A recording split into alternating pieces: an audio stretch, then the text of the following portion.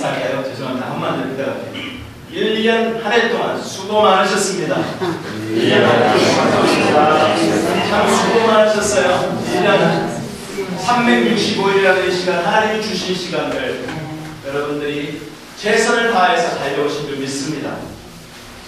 이제 마지막 이 시간을 주님 앞에 올려드리면서 항상 그 마지막 부분에는 우리들이 해가 끝날 때쯤 돼도 항상 예산 결산을 하듯이 우리가 정산을 합니다.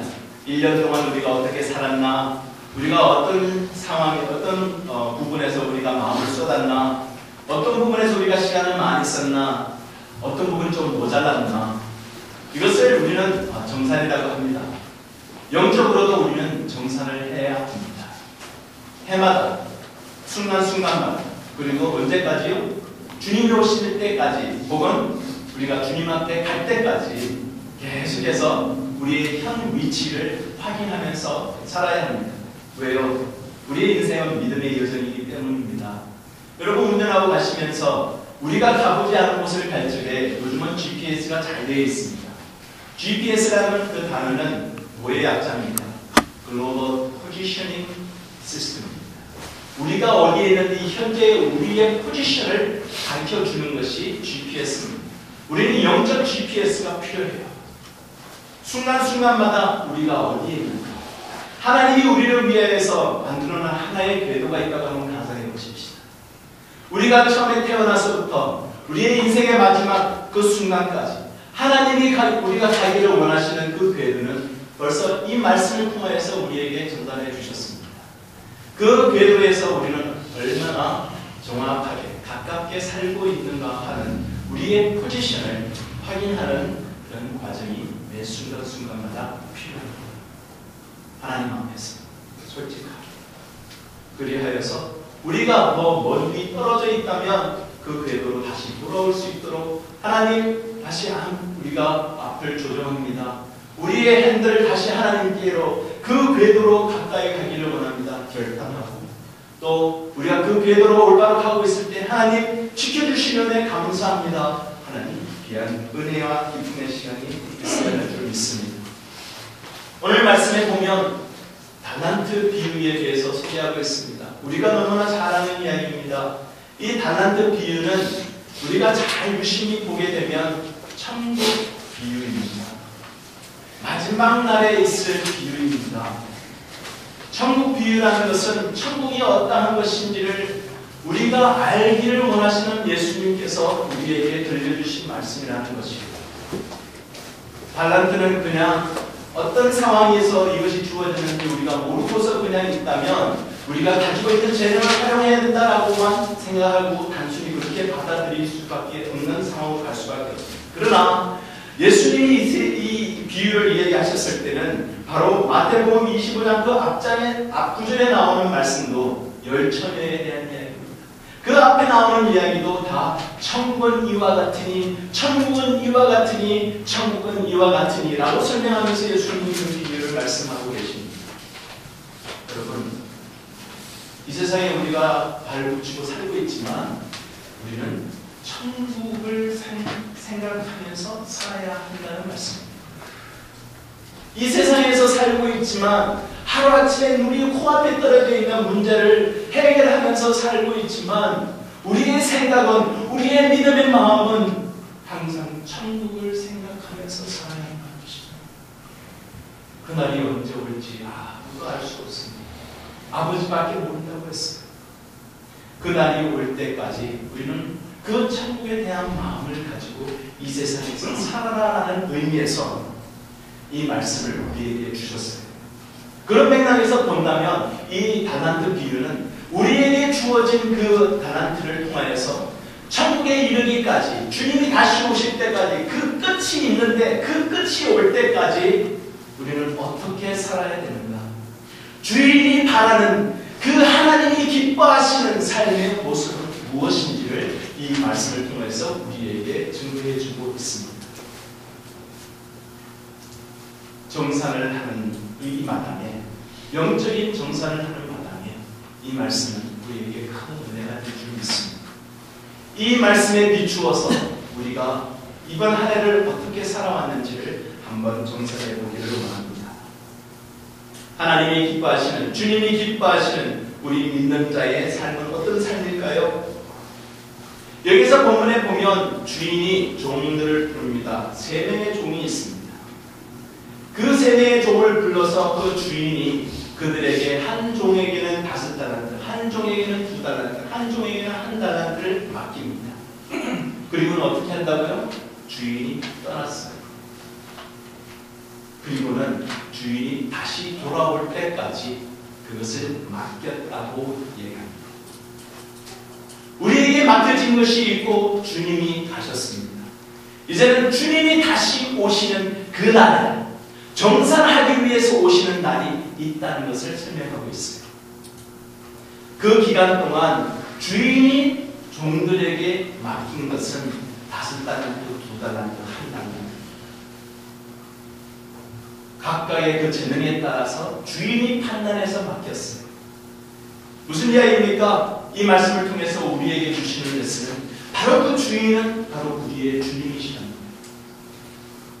그리고 우리는 뭡니까? 종이라는 것이에요.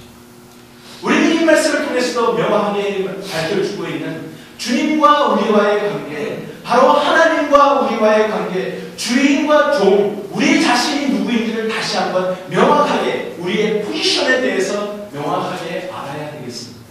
우리는 종입니다.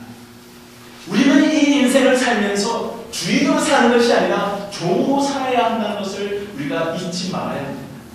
여러분 이 세상에 살면서 여러분에게 주어진 60평생, 70평생, 80평생 몇 년을 살든지 우리는 알 수 없지만 주님께서 우리에게 맡겨주셨습니다. 이 달란트라는 것은 하나의 재능이라고 이야기할 수도 있겠지만 하나님의 소유, 하나님의 것, 모든 것을 다 포함하고 있습니다. 하나님이 우리에게 주신 우리의 생명, 달란트가 될 수 있습니다. 그 달란트는 하나님께서 우리에게 주신 또한 모든 우리의 재물, 그것도 달란트가 될 수 있어요. 우리에게 주신 가정, 달란트가 될 수 있어요. 우리에게 주신 교회, 달란트가 될 수 있어요. 우리에게 주신 이 세상, 달란트가 될 수 있어요. 우리가 이것을 내 것으로 생각하는 것이 아니라 나의 가정이 여러분 내 것입니까?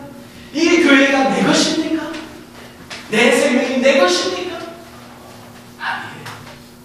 주인이 나에게 맡겨주신 거예요. 그것을 우리가 잊지 말아야 되겠습니다. 우리는 종이라는 그 신분에서 우리는 어떤 마음의 태도를 가져야 될까요? 종은 맡겨진 모든 것들이 자기 소유가 아니라는 것을 알아야 돼요.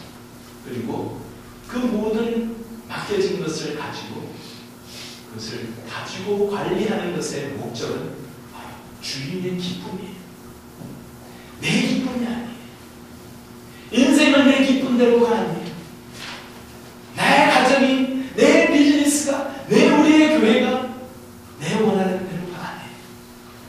주인의 기쁨에 합당한 것인가? 그것이 우리의 판단 기준이 되어야 합니다.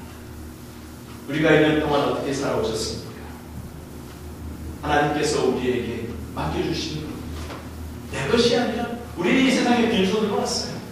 이 세상에 빈손으로 와서 하나님이 주신 모든 것, 지금 현재 있는 상황 속에서 우리에게 맡겨진 모든 것들 한번 상상해 보시기 바랍니다. 어떤 기준에서 관리해 오시는가? 하나님의 기준이에요. 주님의 기뻐하시는 기준으로 우리가 관리하고 하나님 앞에 돌려드릴 수 있도록 우리가 종의 신분을 열심히 감당하는 우리 삶이 되기를 소원합니다. 주인이 각 종들에게 그 재능에 따라서 분량을 달리 줬습니다.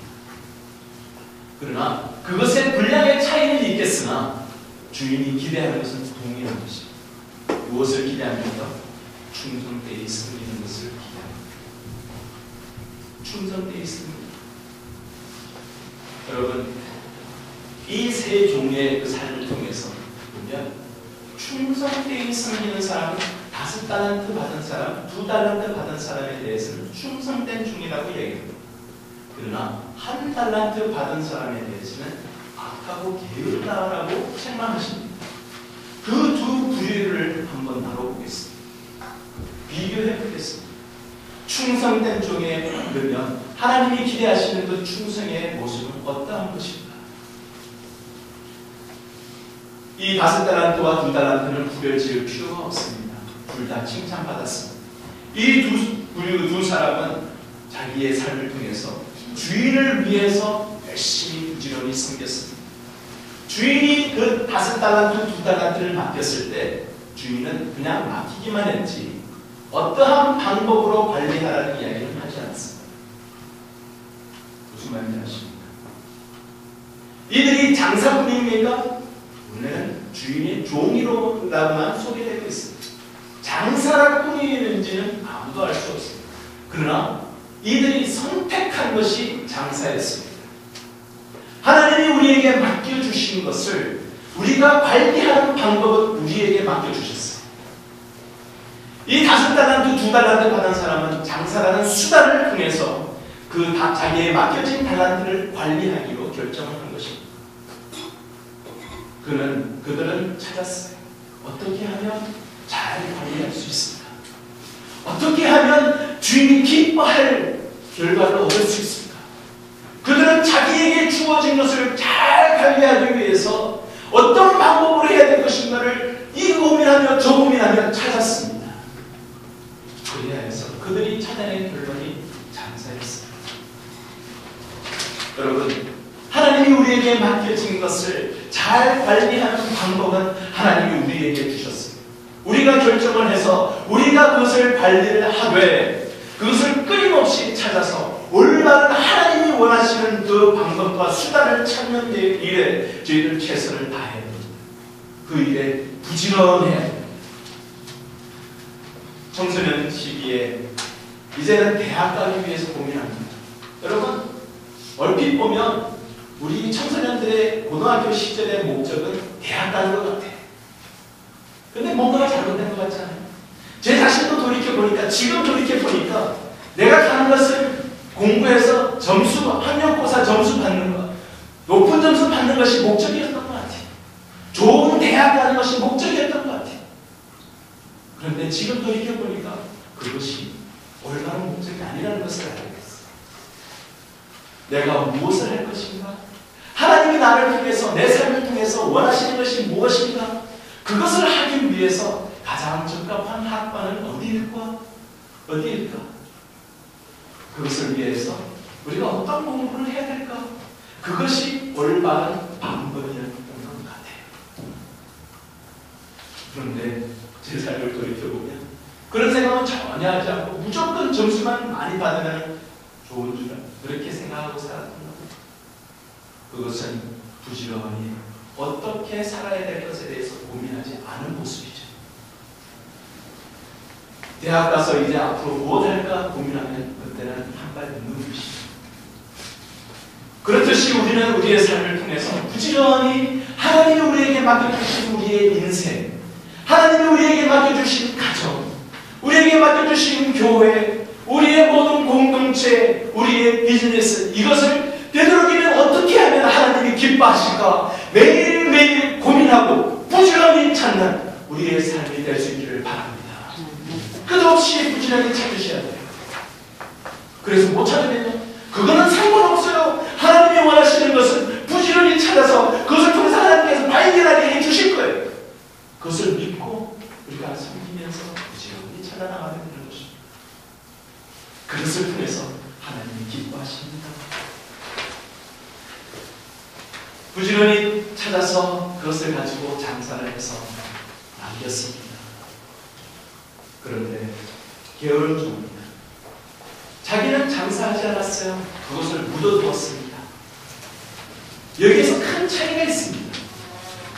그들의 마음 자세예요. 5달란트, 2달란트 받은 사람은 열심히 그것을 불렸습니다. 그러나 1달란트는 그것을 묻어놨어요. 그러면서 그 1달란트 받은 사람이 주인이 돌아왔을 때 하는 그 핑계가 있습니다. 항상 보면 핑계가 있습니다. 악한 사람은, 게으른 사람은 핑계를 부지런히 찾습니다. 주인의 기쁨의 방법을 부지런히 찾는 것이 아니라 자기가 어떻게 하면 정당할까라는 핑계를 부지런히 찾습니다. 그래서 이 1달란트 받은 사람은 이렇게 이야기합니다. 주인이여, 당신은 굳은 사람이라 심지 않는 데서 거두고 해치지 않는 데서 모르는 줄을 내가 알았습니다. 두려워하여 나가서 당신의 달란트는 땅에 감추어 두었습니다. 뭔가 그럴듯해 보이는 그렇지 않습니까? 하나님 당신의 주인이여 당신을 두려워해서 이렇게 했습니다 라고 하는데 주인은 그 종의 마음을 명확하게 정확하게 알았어요. 뭐라고 얘기합니까? 주인이 대답합니다. 악하고 게으른 종아 나는 심지 않은 데서 거두고 해치지 않은 데서 모으는 줄로 내가 알았느냐? 그것은 너의 핑계다 라고 얘기하시면서 그러면 내가 마땅히 내 돈을 치게하는 자들에게나 맡겼다가 내가 돌아와서 내 원금과 이자를 받게 하였을 것입니다. 명확하게 주인을 알면서 그에게 던진 말 중에 우리가 주목해야 되는 말은 이것입니다. 내가 돌아와서 내 원금과 이자를 원금과 이자의 앞에 붙는 단어는 바로 내라는 1인칭 소유격이 붙어 있습니다. 종의 원금과 이자가 아니라 주인의 원금과 이자. 앞에 5달란트, 2달란트는 주인의 소유라는 것을 잘 알았던 종이었습니다. 그에게 돌려드릴 것을 알고서 부지런히 장사라는 수단을 통해서 섬겼습니다. 이 약한 종은 주인이 안 돌아오기를 기대했습니다. 치리하는 자에게 맡겼을 때는 그 치리하는 자를 통해서 얻어지는 이익은 역시 누구 것입니까? 주인의 것입니다. 주인의 원금과 이자라는 소유격이 붙어있는 것이 명확하게 말해준 것이 그것은 여전히 주인의 것이 땅에 묻어두면 누구 것이 됩니까? 안 돌아오면 종의 것이 됩니다. 아무도 모르게 숨겨두었다라고 이야기합니다. 그것을 핑계하고자 했던 말이 두려워서 땅에 묻어두었습니다. 부지런히 머리를 돌리면서 게으르고 악한 종은 핑계하면서 주인에게 정당성을 이야기하고 그 마음을 정확하게 알았던 주인이 얘기하죠. 너는 그 마음이 아니었어. 너는 내가 돌아오지 않기를 바랬구나. 사랑하는 성도 여러분, 악하고 게으른 종의 근본적인 마음에는 끝날 정산하는 날이 오지 않을 것 같이 사는 사람, 주님이 오시는 날이 있는데 그날을 우리가 생각하지 않고 산다면 우리는 한 달란트 받은 사람과 다를 바가 없다는 거예요.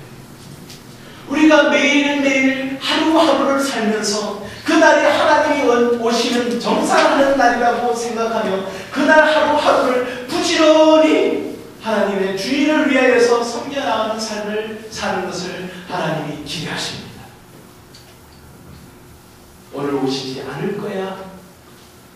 앞부분에서 바로 마태복음 25장 앞대목에서 나오는 10처녀 5처녀 오지 않을 거라는 기대 가운데 준비하지 않았던 5처녀는 그 신랑이 왔었을 때 그 신랑을 맞을 수 없었습니다. 이 한 달란트 받은 자도 같은 맥락이에요. 준비되지 않아서 오시지 않을 거라는 기대하에 살았던 그 삶의 모습. 여러분 마음을 한번 내어놔 보세요. 어떤 마음으로 사십니까? 주님이 오늘 오셔도 여러분 준비된 삶을 사십니까? 각자의 받은 분량은 다르지만 칭찬받는 종처럼 항상 준비된, 주님이 언제 오셔서 물으셔도 주인이여 보소서 여기 있습니다. 주인이 기뻐하시는 방법의 결과를 내어놓을 수 있는 그런 삶을 살기를 주님의 이름으로 축원합니다. 그들이 5달란트 받은 종, 2달란트 받은 종이 가지고 나왔었을 때 그것을 보소서 주인이여 여기에 있습니다 라고 내어놓았을 때 주인이 한 이야기가 있습니다. 잘하였도다. 착하고 충성된 종아. 여기서 잘하였도다 했었을 때 우리가 결과론을 가지고 보면 안 됩니다. 무엇을 잘했다는 겁니까? 결과를 배라 남겼다. 그 결과가 결실이 있었다. 배를 얻었다. 그 숫자 개념으로 주인이 잘했다라고 얘기하는 것이 아닙니다. 하나님은 그런 쫓겨난 하나님이 아니세요. 하나님은 그 종의 마음을 보시고 충성됨을 보시고 잘하였도다 착하고 충성된 종아라고 이야기하시면서 하시는 이야기가 내가 저번 일에 충성하였음에 내가 많은 것을 내게 맡기리니 내 주인의 즐거움에 참여하였지어다. 이 마지막에 나오는 마침표를 찍는 주인의 말의 마지막 부분이 그 주인의 말의 중요한 요지입니다. 주인의 즐거움에 참여하는 것, 그것보다 더 큰 기쁨이 없습니다. 우리가 종으로 산다는 것을 명확하게 알지는데 이 세상에서 우리가 종으로 살며 우리의 모든 맡겨진 것을 관리하는 것을 결국은 종으로서 하나님을 위해서 산다면 하나님이 기뻐하시는 그 모습을 보면서 종은 당연히 기뻐할 수가 있는 것입니다. 내가 기쁜 것은 바로 주인의 기쁨이 곧 나의 기쁨이다 라고 생각하는 것, 그것이 우리의 하나님이 기대하시는 착한 종의 모습입니다. 성도 여러분, 우리는 누구의 기쁨을 위해서 살았습니까? 주인의 즐거움에 참여하는 것, 그것이 우리의 삶의 목적입니다. 무엇을 위해서 우리가 달려가고 있습니까? 주인이 기뻐하시는 일을 위해서 여러분 달려가고 계십니까? 495번, 95번을 270번을 70마일로 열심히 아침 저녁으로 달리시면서 누구의 기쁨을 위해서 여러분 달려가고 계십니까? 젊음을 여러분 많은 시간을 소비하면서 달려온 그 시간들 누구의 즐거움을 위해서 살아왔습니까? 누구의 기쁨을 위해서 여러분 지금의 인생을 달려가고 있습니까? 우리의 마음을 하나님 앞에 내어놓고 온전히 우리에게 솔직한 마음을 내어놓았으면 좋겠습니다. 2012년을 마감하면서 우리가 온전히 주님을 위해서, 주님의 즐거움을 위해서, 주님의 기쁨을 위해서 살아갑니다. 아니면 나의 즐거움을 기쁨을 위해서 살아갑니다. 우리의 자녀들을 위해서 살아갑니다. 한번 하나님 앞에 정산해 볼 수 있기를 바랍니다. 주님의 즐거움이 바로 나의 즐거움이라는 것이 우리의 생각에 뿌리 깊게 박혀있는 하나님이 기뻐하시는 성도의 삶을 살기를 주님의 이름으로 축원합니다. 아멘. 주님은 곧 오십니다. 언제 오실지 모릅니다. 주님이 오신 그날 내일 하나님을 기쁘시게 하기 위해서 온전한 우리의 삶을 2013년의 새로운 삶을 하나님 앞에 드릴 수 있도록 준비한 우리 삶을 주님의 다시 한번 축원드립니다. 함께 기도하겠습니다.